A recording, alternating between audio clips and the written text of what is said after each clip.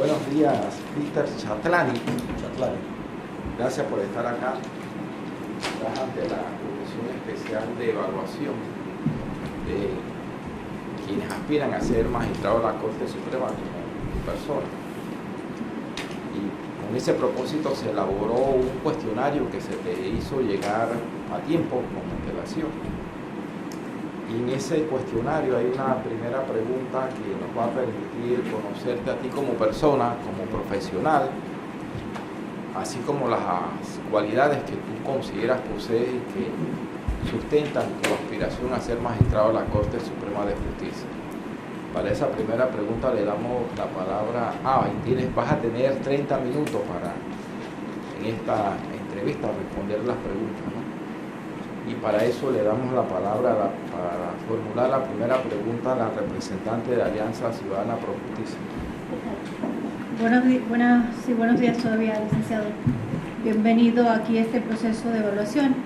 Licenciado, por favor, ¿nos da su nombre completo? Peter Chatlani Chandiramani. Muchas gracias. ¿Su número de cédula? 8-455-760. ¿Lo repite, por favor? 8-455-760. Muchísimas gracias. Disculpe, ¿qué edad tiene? 45 años. Gracias. Nacido 9 de febrero de 1974. Muchas gracias. ¿A qué sala aspira? Yo he sometido a la consideración del señor Presidente de la República y ahora ante ustedes también ser designado magistrado para la Sala Tercera. También he solicitado ser designado magistrado para la Sala Penal para el periodo que ya venció, que le correspondía al magistrado Mejía, y también para el periodo que le correspondía o que le corresponde y que vence en diciembre al magistrado Harry Díaz. Sí, muchísimas gracias. Si tuviera que decidir por una de las dos salas, ¿cuál sería dentro del rango de su experiencia? No puedo decidir por una de las dos salas ahora mismo. ¿Por qué? Y oportunamente les explicaré. Porque yo tengo vocación para ambas salas. Depende de lo que necesitan ustedes en su momento y si me consideran apto para ser designado para cualquiera de las dos. Tengo la capacidad para ambas salas. Muchísimas gracias. Licenciado, ¿cuántos años de experiencia tiene globales de trabajo? De trabajo como litigante, 22 años. Tengo más de 20 años, empecé a trabajar antes de ser abogado como pasante. Si quiere empiezo a hacer la contestación de la primera pregunta o puedo seguir de una vez. Pues para efecto de la dinámica y no ser repetitivo en las respuestas. Gracias. Con todo respeto. Sí. Tengo 22 años como litigante. Antes de graduarme trabajé como pasante. De allí entonces una experiencia laboral más extensa. Tiene 22 años globales y años de experiencia en lo que atiende la Sala Tercera o en la penal. 22 años. 22 años. Gracias. Licenciado, ¿su nivel de estudios académicos? A nivel de licenciatura en Derecho y Ciencias Políticas en la Universidad de Santa María la Antigua. Okay.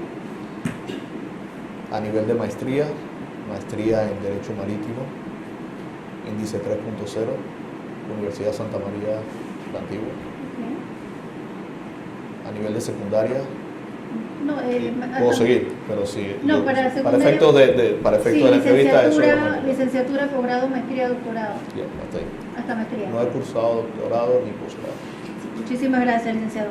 Ahora sí vamos entonces a conocer un poco de su historia familiar. Nos gustaría conocer su experiencia profesional y, en su opinión, qué cualidades le hace merecedor de ocupar un cargo de magistrado en la Corte Suprema de Justicia. Nos gustaría escuchar también un poco en qué sustenta usted, cuáles son sus elementos para desear este cargo o su decisión de tomar el cargo y su experiencia de trabajo en equipo. Por favor. Voy a contestar en el mismo orden que usted me lo ha preguntado para efectos de la dinámica. Peter Chatlani Chandiramani, nacido en Panamá, hijo de padre hindustán, nacido en la India, madre también nacida en la India. Ambos mis padres vinieron aquí a Panamá. Mi padre falleció el año pasado, mi madre está en vida, conmigo. Tenía una empresa que se llama Almacén Lals, ubicada en Perejil. Cuando yo cursaba estudios a nivel de secundaria, por cuestiones del negocio que yo no atendía, pero estaba al tanto de lo que sucedía, empezó lo que yo hoy reconozco como mi vocación: el análisis de los reclamos, por entrar a ejemplos puntuales y para no entrar en mayores detalles, la situación de los cheques sin fondos, la situación de la deficiencia, y no quiero ser despectivo con el comentario, en la prestación del servicio de administración de justicia en esos tiempos, tanto por la Fiscalía, que quedaba en Caledonia, por los funcionarios del órgano judicial que quedaba en Avenida Balboa. Empecé yo a ir a estos lugares a corta edad porque no aceptaba la respuesta que le daban los abogados de mi padre o de mis familiares. Empecé a tener una percepción directa a corta edad sobre esas situaciones. Y le di seguimiento. Cuando llega el momento de graduarme de secundaria, quiero estudiar algo. Me interesó el derecho. Quise estudiar en la Universidad de Panamá.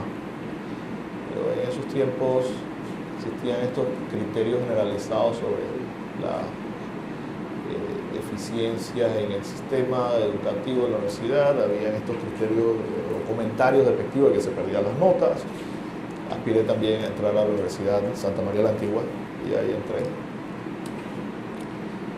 Cuando entré a estudiar, conversé con los adultos mayores de la comunidad, de personas de la familia, porque por vocación yo sentía que eso era lo que yo quería dedicarme y no a lo que tradicionalmente en mi familia se dedicaban, que era a nivel empresarial.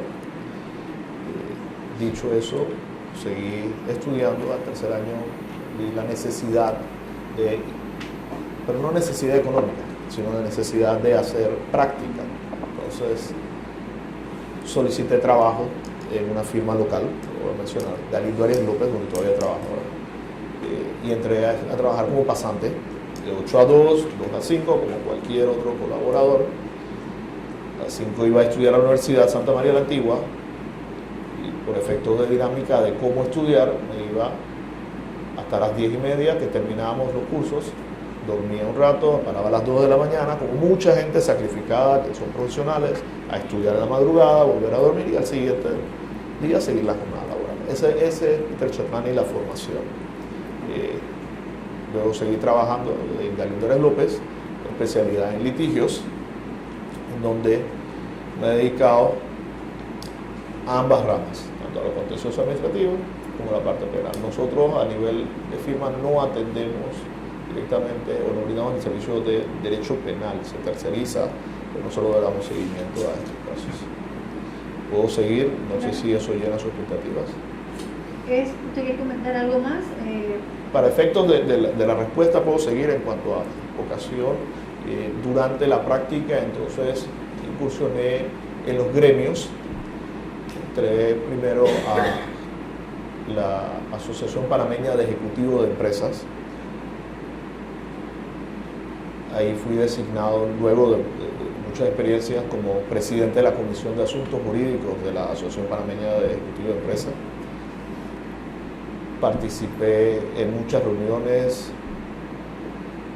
exploratorias y luego de implementación de temas que nos ocupan ahora, como cómo llevar el sistema inquisitivo al sistema penal acusatorio, ante también esa oposición de los litigantes en pasar de uno al otro, la necesidad que había, no quiero decir convencerlos, pero sí ese conciliatorio. Luego, cuando ya fue una realidad, esas objeciones que hubieron en cuanto a la entrada en vigencia, ¿por qué no hacerlo inmediato, sino primero a nivel del interior, luego a nivel de la ciudadanía, de acá de la ciudad de Panamá? El know-how, el saber, el estudio que se requería, y yo pasé por eso. Trabajé también en cuanto al sistema de la carrera judicial, que hoy, gracias a magistrados que se dedicaron a eso, es una realidad en parte. todavía tiene mucho que hacerse en esa materia, pero trabajamos en esa materia. Luego pasé también a la Cámara de Comercio, donde hay más miembros. La APD tiene un promedio de, si no me equivoco, 800 miembros, la Cámara tiene el doble, 1.500 miembros. Allá también participé activamente en la comisión, allá tienen otro nombre, no se llama Comisión de Asuntos Jurídicos, pero es la misma figura. Y me he dedicado a hacer mucho de lo que hacen los magistrados y jueces, pero no impartiendo justicia, no tomando el puesto de ellos, pero el estudio de lo que se requiere ya lo sé hacer. Por ejemplo, acompañarlo cuando van a presentar el presupuesto del órgano judicial a la asamblea, el estudio de qué preguntas, qué se necesita hacer, ya eso yo lo sé hacer.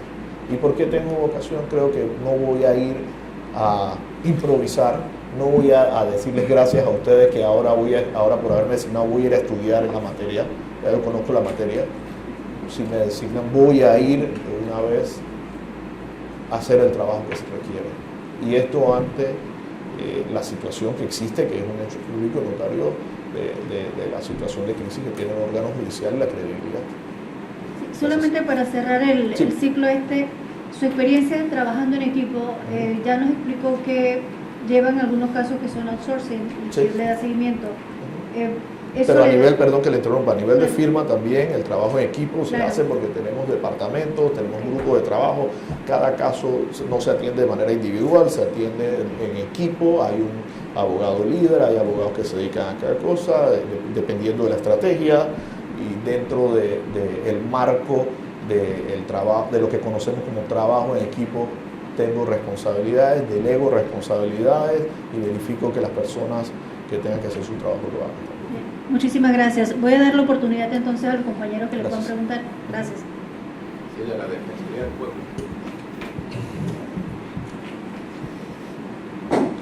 Buenos días. Buenos días. Peter Chatlani, un gusto verte. Gracias. Ya me he encontrado, y creo que nos ha ocurrido a varios aquí, compañeros de la universidad, pero compañero de la escuela primaria es el primero. Sí. Y de la lista es el único. Eran otros tiempos. Otros tiempos. No, nada más te digo, Peter, que me hubiera gustado que entraras a la Universidad de Panamá, hubiéramos estudiado juntos. No, yo quise. No es que no se perdieron ninguna nota. No, eran otros tiempos. Otros tiempos, muy bien. Peter, vamos a seguir con el cuestionario. Sí. Y vamos a pasar a la pregunta número 2. ¿Ha sido usted investigado por alguna causa penal? Y si fue así, ¿cómo terminó? No. ¿Qué más? Tercera, ¿ha sido usted denunciado o investigado por faltas a la ética ante el Tribunal de Honor del Colegio Nacional de Abogados o ante el órgano judicial, el Ministerio Público o alguna instancia administrativa? No. Y perdón, solo para aclarar en cuanto a estas dos, porque cuando recibí el correo recordé, en 2015 yo fui sometido a escrutinio cuando le tocó al órgano judicial designar al magistrado del Tribunal de Cuentas. Recuerda que el Tribunal de Cuentas uno lo designa al órgano ejecutivo y uno el órgano judicial. Ya yo pasé por esto y siendo menos técnico en el lenguaje, disculpen, me tocó verificar todo esto, estudiar porque era no más técnico, por decirlo así, pero sí era una especialidad, la del Tribunal de Cuentas, y allá fueron los 9 magistrados haciéndome preguntas técnicas. Y no quiero ser repetitivo, la verdad. ¿Y del 2015 acá te has portado bien entonces? No es que no me eligieron, perdón, me eligieron y yo no pude aceptar y he seguido trabajando igualito. Excelente. ¿Nuevas preguntas? De la Procuraduría General. Buenos días, licenciado. Bueno, siguiendo con las preguntas que están en el cuestionario, le hago la siguiente. ¿Cómo garantizará usted la independencia en la prestación del servicio de administración de justicia en el marco institucional existente? ¿Cómo garantizaría la independencia? La independencia. Como magistrado, nosotros solo podemos hacer lo que la ley nos permite, no podemos ir más allá. ¿Okay? Nosotros tenemos normas que regulan nuestra actuación. ¿Okay? el órgano judicial no lo lidera una sola persona. Es un tribunal donde hay 9 magistrados. Hay independencia. Yo como magistrado puedo dar fe, ¿verdad?, de mi actuación, así como mi labor profesional a nivel de práctica profesional, siempre ha sido basada en criterios éticos y morales, ¿verdad? Obedecen a mi formación, ¿verdad?, a lo que he sido, y modestia aparte, al relevo generacional de mentes brillantes, ¿verdad? Y de esta manera yo puedo garantizar que mi actuación siempre sea en base a criterios que me han formado. Va a haber independencia. Hay otra pregunta en el cuestionario, si no me equivoco, sobre qué haría usted si la sociedad civil evalúa o critica su actuación. Y voy a ir más allá. ¿Por qué? Porque muchas de las preguntas que ustedes han preparado, y no quiero entrar a un análisis, pero son muy conexas. También hay otro grupo de preguntas relacionadas a derechos humanos, etc. Pero ahora, para efectos de la respuesta a la pregunta suya, que es muy relacionada a la otra, la actuación de los magistrados, y siendo objetivo en esto, está limitada a una actuación específica. Hay criterios, hay formas de juzgamiento, y es una cuestión que objetivamente no requiere mucho de subjetividad. Está todo regulado en nuestro Código de Procedimiento. Muchísimas gracias. Otra de las preguntas es: ¿cuál sería su visión sobre el régimen disciplinario para magistrados de la Corte Suprema de Justicia? El régimen disciplinario para magistrados de la Corte Suprema no es algo que yo aquí voy a inventar. Existe ya en la Constitución, existe cómo se evalúa. A nivel de los últimos años ha habido escándalos, hechos públicos y notorios que han salido de los medios, situaciones de injerencia, situaciones administrativas de comportamiento de los magistrados, etc. Pero así como pasamos por la lucha de la carrera judicial, ¿verdad?, carrera judicial en este momento, requerimos hacer o aplicar. Y yo no vengo aquí a decirles qué hacer. Si voy a decirles qué hacer, les voy a decir cómo hacerlo y voy a tratar de hacerlo. ¿Okay? No tenemos un consejo de la judicatura. Hay muchas figuras que existen en otras legislaciones que hemos querido tratar de implementar anteriormente aquí en Panamá, con las modificaciones a la Constitución, y aquí hay personas que son muy estudiosas en la materia, ¿verdad? Yo los respeto a ustedes por lo que sé de algunos de ustedes que ya han tocado temas relacionados a esto que usted me está preguntando, pero lamentablemente, para efectos de la respuesta ahora mismo, no puedo inventar. Ya existe un procedimiento de juzgamiento de los magistrados en la Asamblea. Si queremos ir a debatir más allá, pero por cuestiones de tiempo no vamos a terminar, de qué hacer. El Consejo de la Judicatura, hay muchas figuras de reforma constitucional, pero para efectos de la respuesta existen los procedimientos. Muchísimas gracias.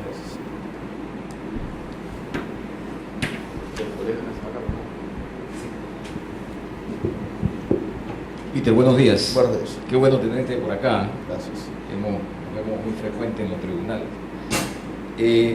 Peter, el Colegio de Abogados le interesa conocer un poco más. Bueno, usted tiene la experiencia como abogado litigante, y lo que se relaciona con la pregunta número 15, que evidentemente yo la vinculo muy de cerca con la pregunta número 8, que habla de la independencia judicial, que ya usted contestó. Esta dice: ¿cómo pondera usted en el ejercicio de sus funciones como magistrado la importancia y alcance del debido proceso?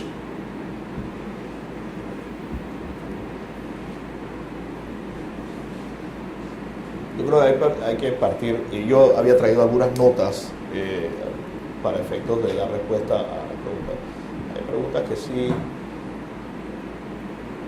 son innatas, hay preguntas que requieren cierto grado de tecnicismo. Yo había traído notas, pero para efectos del tiempo no voy a entrar en cuanto a discusiones doctrinales sobre la figura. La figura del debido proceso, para aquellos que conocemos del litigio, y en relación a la situación que nos ocupa, estoy tratando de ser lo más conciso posible, permite abusos de poder en cuanto al juzgador.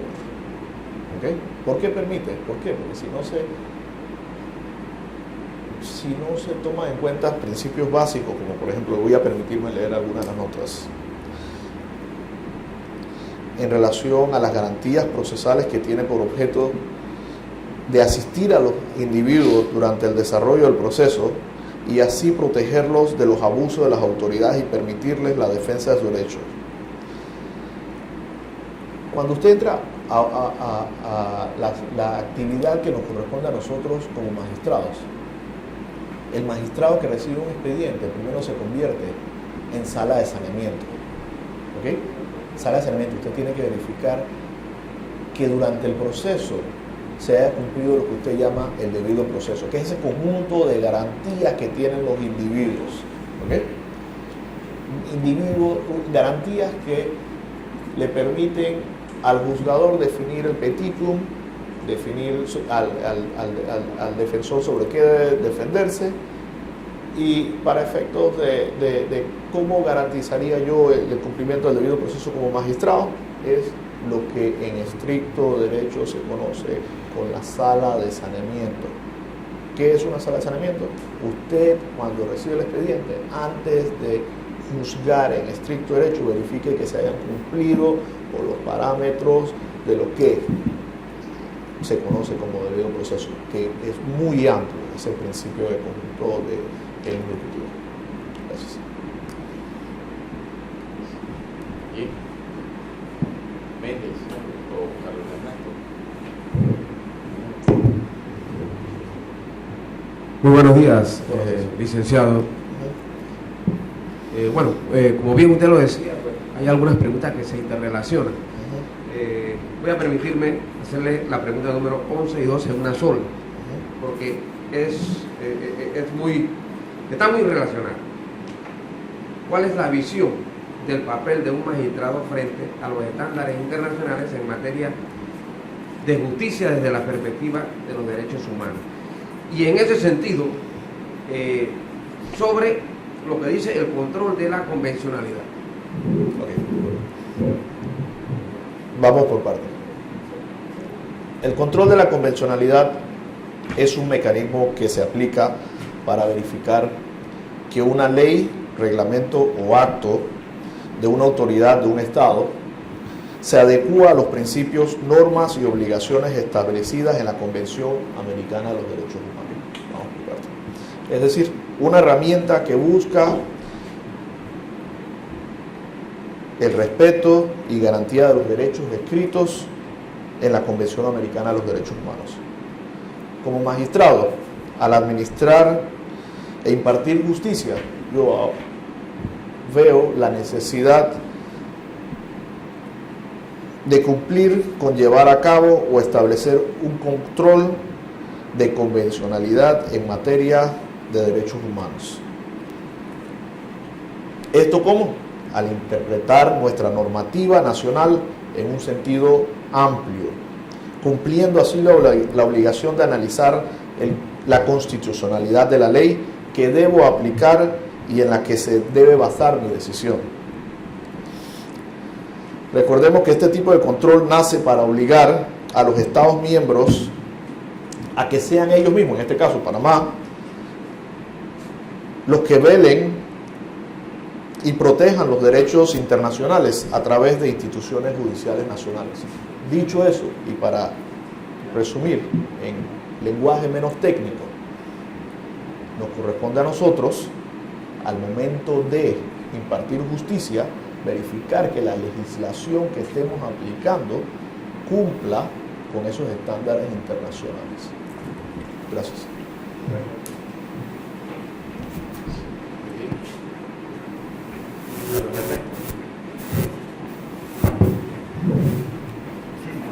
Buenos días. Okay.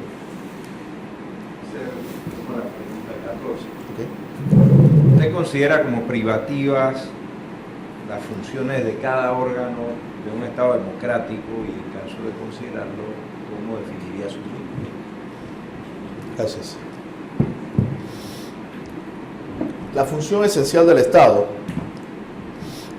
la protección efectiva de los derechos de las personas, el respeto a su dignidad la obtención de los medios que le permitan perfeccionarse de manera igualitaria, equitativa y progresiva dentro de un marco de libertad individual y de justicia compatible con el orden público,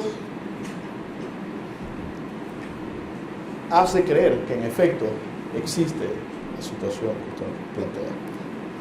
Existen 3 órganos de acuerdo a nuestra Constitución: el órgano legislativo, formado o conformado por la Asamblea de Diputados; el órgano ejecutivo, del cual es titular el presidente de la República; y el órgano judicial, el cual lo conforman los magistrados de la Corte Suprema de Justicia. Un gobierno limitado es aquel cuyas funciones y poderes ejercidos a través del Estado están limitados o restringidos por ley por medio de una Constitución. Esta ley, como eje de la separación de poderes y el sometimiento del Estado. Estos poderes nunca pueden interferir con las libertades individuales de un individuo. Así pues, este gobierno queda limitado a las funciones de justicia, seguridad, defensa y en algunos casos a la de obras públicas. Dicho esto, y tratando de ser objetivo en la conclusión de mi respuesta, existen los 3 órganos del Estado. Los 3 órganos del Estado tienen una función, pero dentro del ejercicio de sus funciones no pueden afectar los derechos individuales de las personas. Gracias. Siguiente pregunta. Peter.